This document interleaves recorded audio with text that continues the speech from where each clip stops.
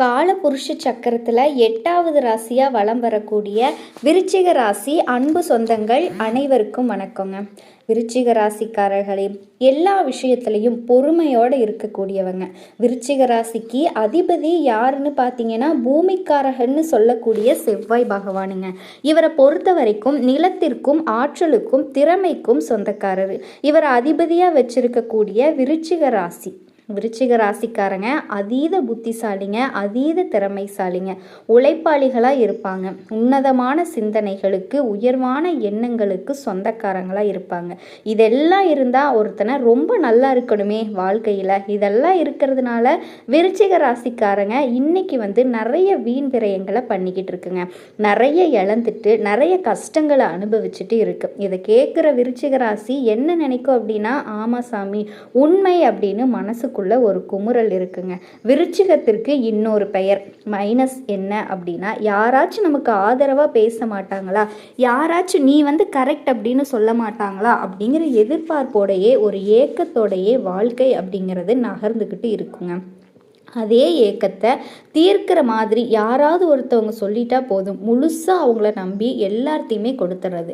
நீ பெரிய ஆளுப்பா அப்படின்னு சொல்லிட்டா போதும். ஆனால் விருச்சிகம் எங்கே வீழ்ச்சி அடையுது அப்படின்னா, பொய்யான புகழுக்கும் இந்த பொய்யான மக்கள் விருச்சிகத்திற்கு கொஞ்சம் தூக்கலாக பேசியிருக்காங்க.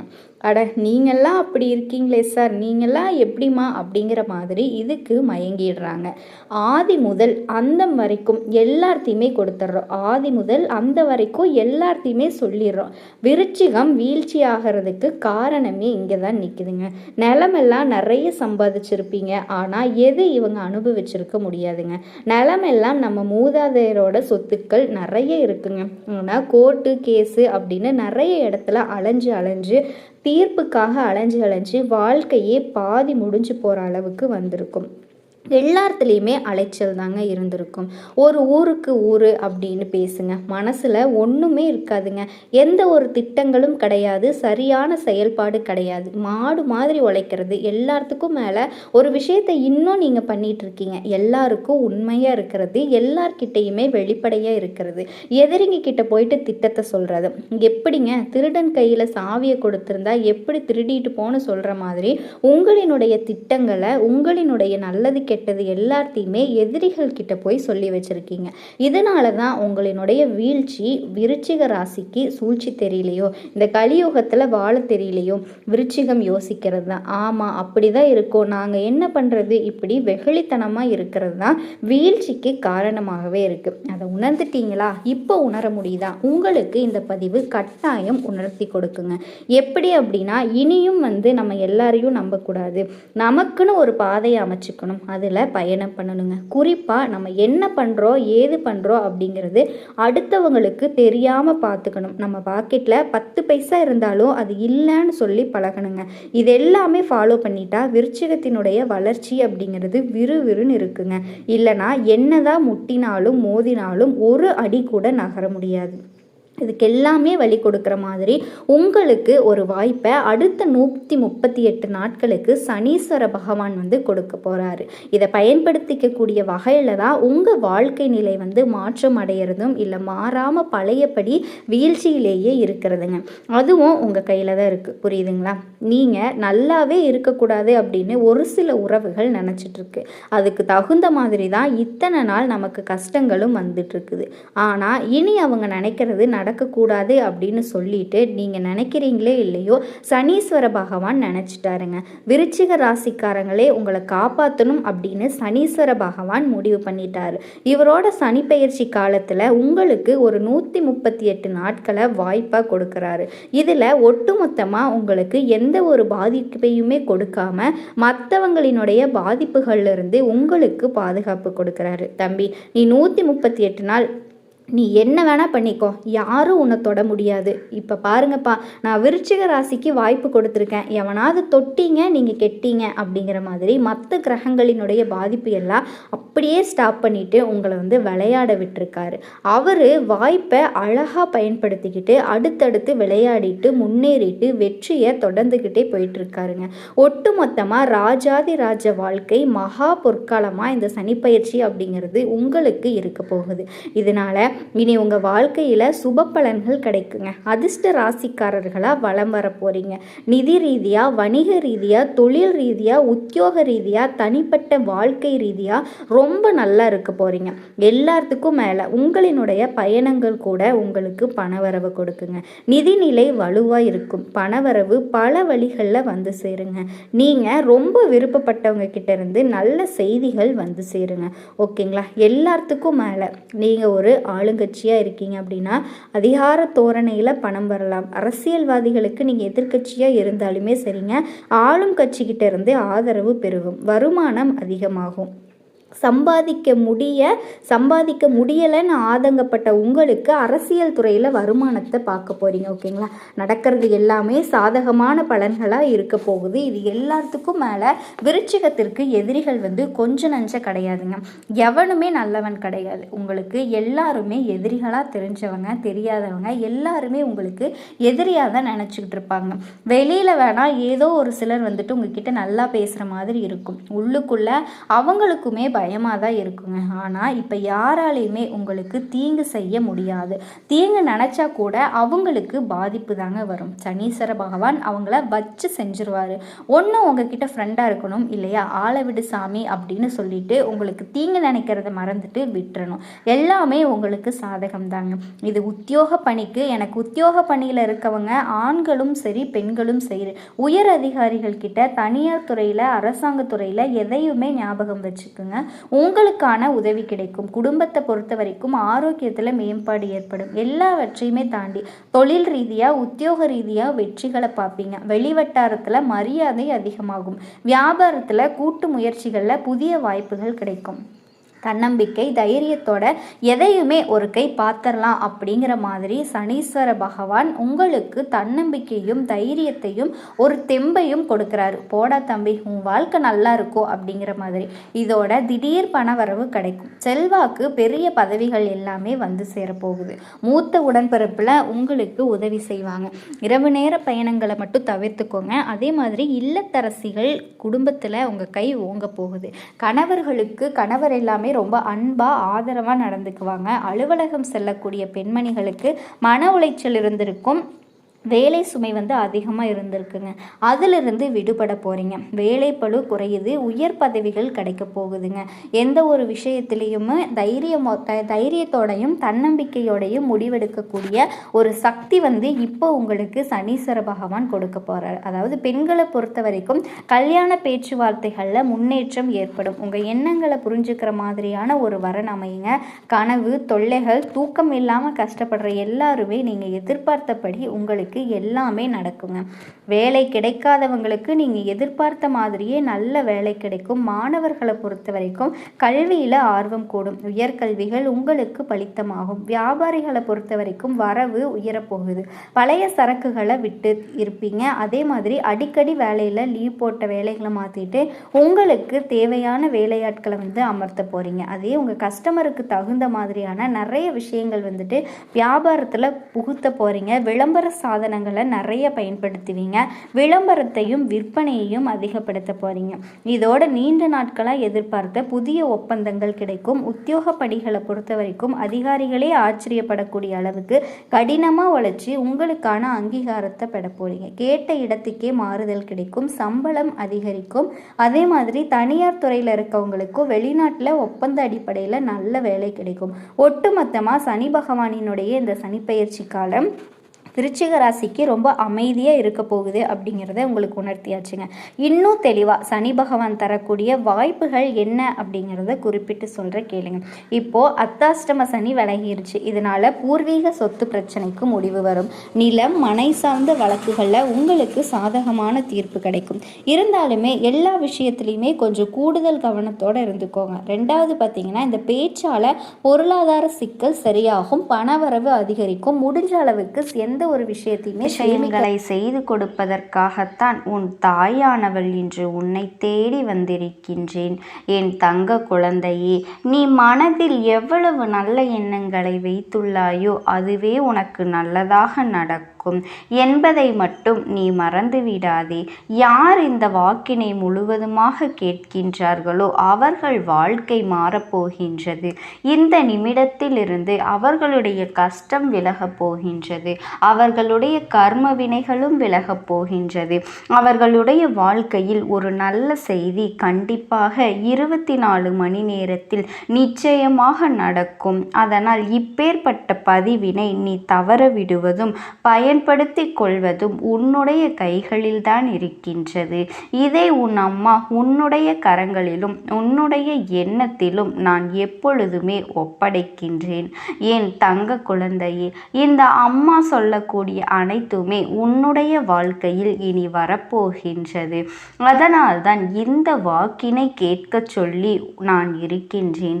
இந்த தாயானவள் அனைத்தையும் செய்து கொடுப்பேன் என்ற நம்பிக்கை இருந்தால் மட்டுமே இந்த வாக்கினை உன்னால் கேட்க முடியும்.